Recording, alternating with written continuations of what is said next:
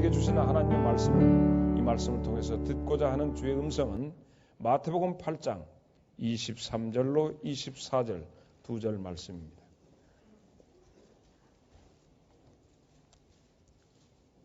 배에 오르심에 제자들이 따랐더니 바다에 큰 놀이 일어나 배가 물결에 덮이게 되었을 때 예수께서는 주무시는지라. 아멘. 오늘 말씀은 이 말씀입니다. 바람아 잠잠하라. 오늘 주님이 말씀하신 그 말씀으로 오늘 응답받는 귀한 밤이 되기를 바랍니다. 벌써 한 해 살이가 절반이 되었습니다. 절반의 첫날 우리에게 주셨는데, 한때는 우리 한국의 굉장히 긍정적 사고, 적극적 사고 해서 유명한 우리 목사님 가운데서는 로버트 슐러 목사님이란 분이 계십니다. 미국의 수정교회를 담임하는 목사님이십니다. 이 목사님이 한국에 와서 적극적인 사고와 긍정적인 신앙 자세를 가지고 살자 하는 집회를 진행하고 계셨는데, 갑자기 미국으로부터 급전이 왔습니다. 급한 소식이 왔는데 사랑하는 딸 캐롤이 교통사고가 났습니다. 집회를 하다 말고 목사님이 급거 미국으로 돌아가게 됩니다. 돌아가서 딸을 만나자마자 딸의 형상은 어떻게 되었느냐? 오토바이를 타고 가다가 자동차와 충돌해가지고 그 딸 13살 먹은 캐롤이 다리를 하나를 절단해가지고 이미 다리 하나가 없는 병상에 누워있는 딸을 보고 깜짝 놀라지 않을 수가 없었습니다. 하나님, 이 일이 어찌 된 일입니까? 긍정적인 사고, 적극적인 사고로 모든 성도들에게 가르치는 나에게 이렇게 감당할 수 없는 문제를 만났으니 내가 어떻게 해야 합니까? 망연자실해 있는 로버트 슐러 목사에게, 그리고는 몇 개월 지난 다음에 자기 아내가 유방암 판정을 또 받게 됩니다. 안젤리나 졸리라고 하는 유명한 여자 배우가 있습니다. 그래서 자기 남편도 영화 배우고 여기도 영화 배우인데, 그야말로 꼭 내가 이 자리에서 할 얘기는 아니지만 여자로서는 몸이 왜 그렇게 환상적으로 잘생겼는지, 가슴도 잘생기고 엉덩이도 잘생기고 특별히 입술이 매력적인 여자입니다. 그런데 여기에서 띄워 볼 수가 없습니다. 예배당 안에서 그 여자 나오면 안 되기 때문에 그렇습니다. 굉장히 잘생기고 육감적인 여자입니다. 알만한 사람들은 얼굴에 미소를 띄우는만요. 그런데 이 여자가 유방암으로 양쪽 유방을 다 절제하고 말았다는 얘기를 들었습니다. 로버트 슐러 목사님이 자기 사랑하는 아내가 유방암으로 이런 문제를 봉착하게 되었습니다. 로버트 슐러 목사님은 이제 수정교회 그 큰 미국의 크리스탈 처치라고 하는 교회를 이렇게 인도해 가시는 목사님이었는데, 이 일이 도대체 어찌된 일입니까 하고 하나님 앞에 엎드려서 기도하는 가운데 세 가지의 결단이 그 마음속에 오게 되었습니다. 첫째는 있는 그대로를 인정하자였습니다.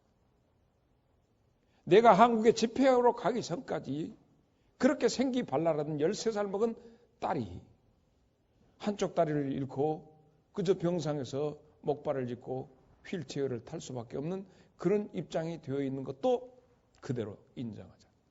두 번째, 자기 사랑하는 아내가 유방암에 걸려서 이 문제로 인해서 그렇게 몸부림치고 있는 이 모습마저도 그대로 인정하자. 암에 걸린 아내도 인정하고 장애를 입은 딸도 그대로 인정하자. 이유를 달지 말자라고 하는 것이 첫째, 그 마음속에 들어온 응답이었습니다. 두 번째는 그가 하나님은 나뿐만 아니라 내 딸과 내 아내의 모든 일생을, 인생 그 자체를 설계하시고 계획하신 하나님이시다. 그러므로 사랑하는 그 자녀들에 대해서 그들의 인생을 하나님께서 선하게 인도해 가실 것이다. 그러므로 정말 딸과 딸의 인생과 내 아내의 일생을 하나님께서 선히 어찌 이끌어 가실 것을 나는 확신한다는 확신이 들어섰습니다. 그러므로 있는 현상, 부딪혀진 그대로를 인정하고, 하나님은 저 딸과 이 내 아내에 대해서 분명히 뭔가 계획하시고 섭리하시는 계획이 있을 것. 그래서 그를 선하게 인도해 가실 것이다. 세 번째는 이 모든 일에 내가 어찌할 수 없으니 전적으로 하나님 앞에 의탁하자.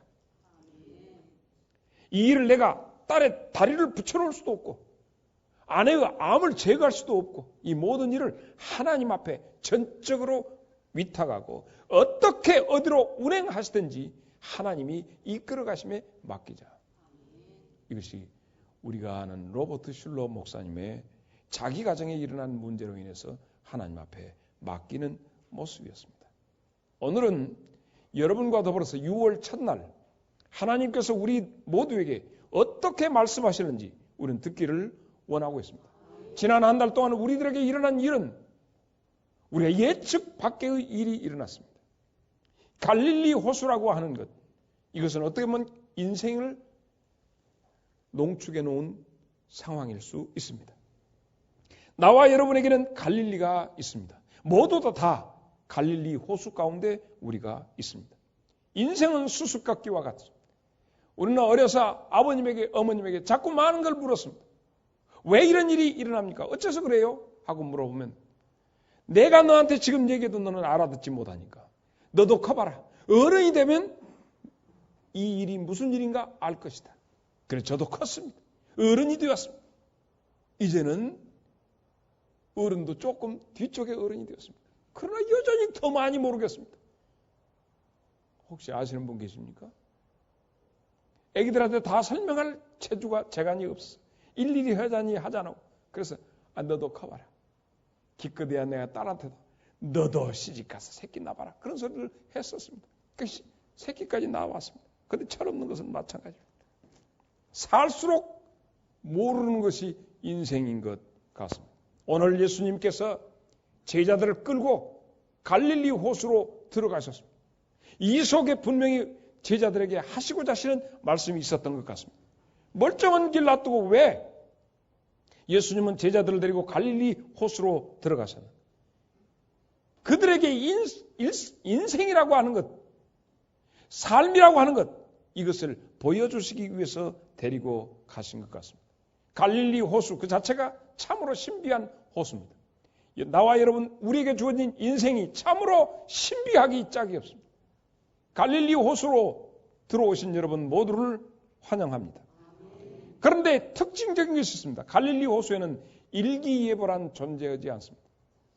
북서풍이 3에서 4로 불고 어쩌고 저쩌고 이런 얘기가 갈릴리 호수에는 존재하지 않듯이 나와 여러분의 오늘 그리고 내일에 대한 어떤 예측 모든 것이 불가능합니다. 언제 어디서 누구에게 어떤 일이 일어날는지 전혀 알 수 없는 인생의 삶을 갈릴리의 삶이라 이리 말할 수 있습니다. 언제까지? 하나님 앞에 설 때까지 우리는 갈릴리 호수 가운데 있습니다. 그래서 오늘 우리는 하나님 앞에 왜 그렇습니까? 하나님 이리 하여 주시기를 원합니다. 우리의 소원이 이것입니다. 하기 위해서 소원, 우리의 간구, 응답의 시간을 갖고 있습니다. 납득이 안 됩니다. 납득이.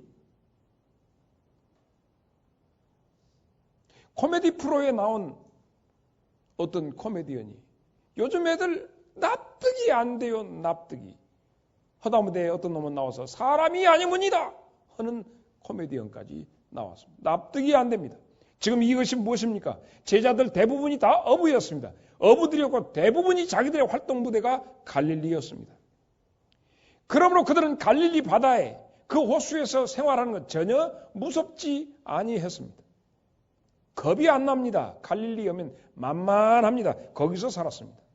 여러분 우리의 갈릴리는 무엇입니까? 그렇게 자신 있었던 갈릴리 건강, 정말 무엇이라도 다 할 수 있었을 것 같은 설마하니 나한테 그런 질병이 생각했던 여러분의 건강의 갈릴리. 예측 불허입니다. 이 정도면 내가 기업을 튼튼히 했기 때문에 관리 이렇게 했기 때문에 내 사업은 튼튼하게 다는 사업의 갈릴리. 이 정도면 내 자식들을 훌륭하게 가르쳤다고 생각하고 시집장가 보낼 때까지 잘하고 좋은 데로 갔을 것이다 생각했는데 이게 뭔 일입니까? 모든 기초가 예측불허 흔들거리기 시작합니다.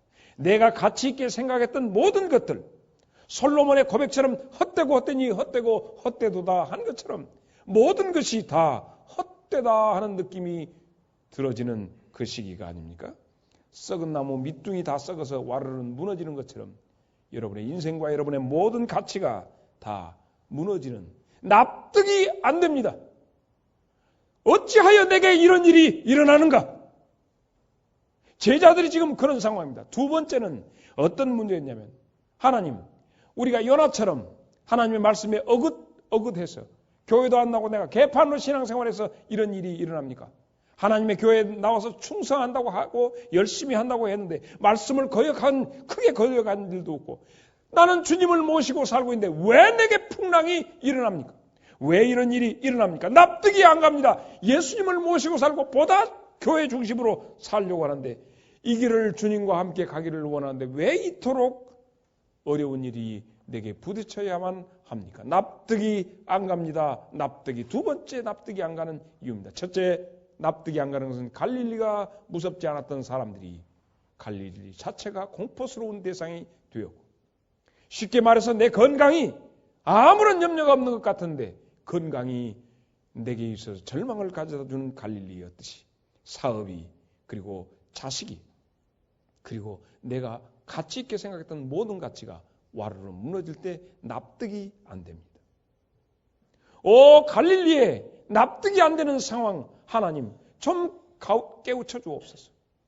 내가 주님을 모시고 가는데 어째서 이런 일이 생깁니까?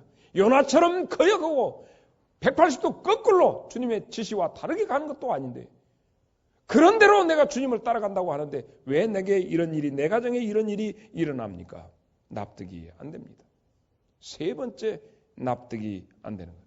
우리 모두는 야단법석이고 우리는 모두가 다 소리치고 물을 퍼내고 난리인데 왜 주님은 주무시고 계시는가? 납득이 안 됩니다. 내 재산이 파산이 되고 내 삶이 파멸이 되고 사랑하는 사람과 이별을 하고 왜 하나님 침묵하고 계십니까? 납득이 안 됩니다. 세 가지 것이 납득이 안 되고 있는 것입니다. 사랑하는 여러분, 여러분은 여러분의 갈릴리가 납득이 되십니까? 오늘 저녁에 우리는 이 납득이 안 되는 문제에 대해서 해답을 갖기를 원합니다. 그리고 기필코 우리는 들어야 할 것은 바람아 잠잠하라 하시는 주의 음성을 분명히 들어야 할 줄로 믿습니다. 여러분에게 주어진 6월달 새로운 새 달은 여러분 모두는 주의 음성이 여러분의 귓전에 여러분의 마음에 울려 퍼지기를 바랍니다. 인생의 풍랑을 바로 잡아야만 합니다. 고난에 대처하는 우리의 대처하는 마음도 이제는 새롭게 가다듬어야 합니다. 신앙의 돛을 잘 올려 기도의 돛을 제대로 올려서 이 갈릴리 바다가 여러분에게 있어서 축복의 바다가 되기를 축원합니다. 하나님께서 우리에게 풍랑을 주신 데는 분명히 목적이 있습니다.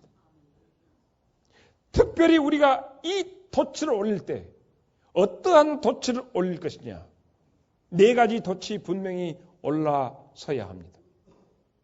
고통의 바다에, 풍랑의 바다에, 태풍의 바다에 주님이 함께 동행하고 있음을 보는 돛을 올리기를 바랍니다.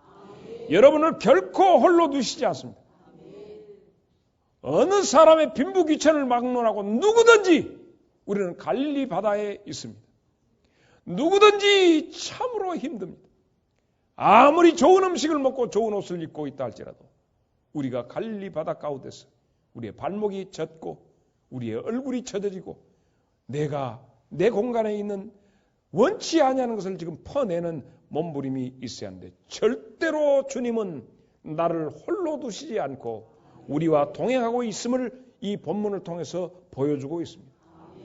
주무시는 것 같지만 우리의 숨소리를 들으시고 우리 곁에 우리와 함께 하시며 늘 동행하고 계십니다.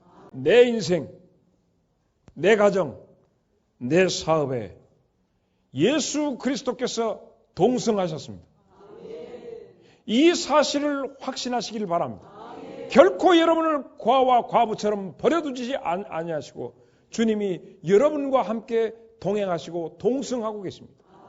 비록 풍랑을 만나서 찌우뚱짜우뚱 하지만은 주님은 분명히 나와 함께 여러분의 가정에, 여러분의 인생에 동승하고 함께하고 계심을 믿으시기를 바랍니다.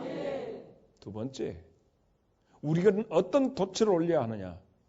우리 주님 그 얼굴을 바라볼 수 있어야 합니다.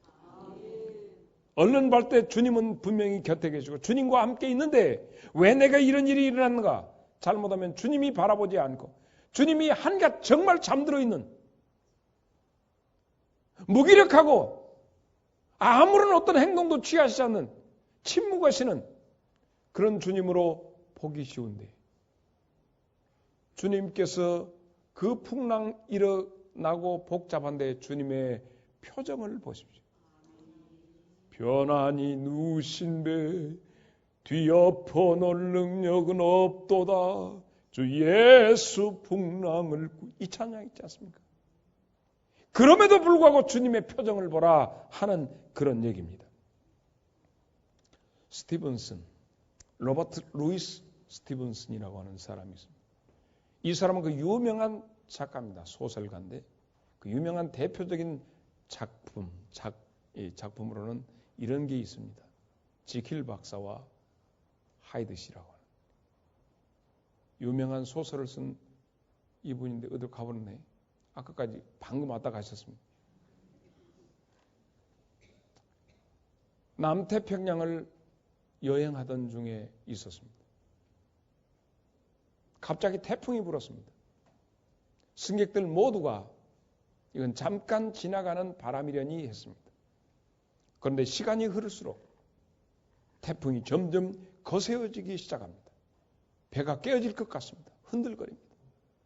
모든 승객이 불안해합니다. 그래서 로버트 루이스 스티븐슨이 또 이름이 길어. 우리같이 최금식 해버리면 됩니다. 로버트 루이스 스티븐슨 이 사람이 어디로? 그때는 가장 친절한 사람이 선장입니다. 선장실로 올라가서 도대체 어찌된 일인가 하고 알아보기 위해서 대표적으로 유명한 사람이기 때문에 선장실을 가서 노크를 했습니다. 선장이 빙긋이 웃습니다. 들어오세요. 선장의 얼굴을 바라보는 동안 순간에 선장 자체가 너무 아무런 근심이 없고 태평스럽고 평안해. 어서 오세요. 무슨 일입니까? 라고 묻는 선장을 쳐다보는 순간에 아닙니다. 하고 이 사람 내서 모든 승객들에게 걱정할 것 없습니다. 선장 얼굴 보니 이것은 아무것도 아닌 것 같습니다. 아닌 게 아니라 그러고 나서 그 배는 언제 바람이 불었느냐 하는 식으로 그 항해를 매끄럽게 남태평양 바다를 항해를 했습니다. 그렇습니다. 이 사람이 거기에서 경험한 것이 너무 많았습니다. 어떤 바람, 어떤 태풍이 분다 할지라도 그 배를 운전하고 있는 선장이 그렇게 의사가 놀래면 그 문제가 있는 거예요. 의사가 환자를 보다가 의사는 아무렇지 않은데 아이고 선생님 어쩌는 거예요? 의사 선생님이 참 아무것도 아니요. 이러면 걱정합니다. 근데 별것이 아닌 것 같은데 의사가 파랗게 주고 하면 복잡한 겁니다. 선장의 표정을 보고 로버트 루이스 스티븐슨 이름이 길어. 이 사람이 정말 이건 별것이 아니구나 하고 그 얼굴을 보는 순간 그랬다면 지금 배에 타고 누워서 평안히 누워 계시는 주님의 얼굴을 지금부터 찾기를 바랍니다. 나만 죽겠다고 나대지 우리 주님은 일 없다 하시는데 일 있다고 나대지는 않는지 주님을 두 번째 바라보는 돛을 올려야 할 줄로 믿습니다. 세 번째 돛은 어떤 돛이냐?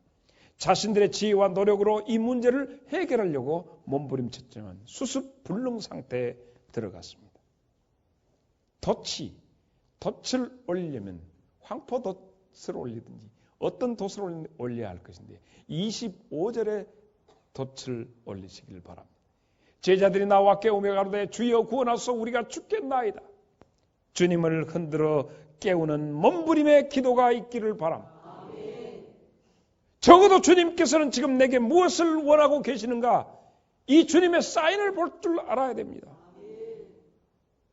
잠들어 있는 내 영을 깨우기 위해서 이 풍랑을 주셨는지 도대체 무엇 때문인지 하고 자기에게서 원인과 이유를 물어야 합니다. 이것이 세 번째, 여러분이 이 시간 6월 달에 올려야 할 돛이 세 번째 돛이 그것입니다. 네 번째 마지막 돛은 이것입니다.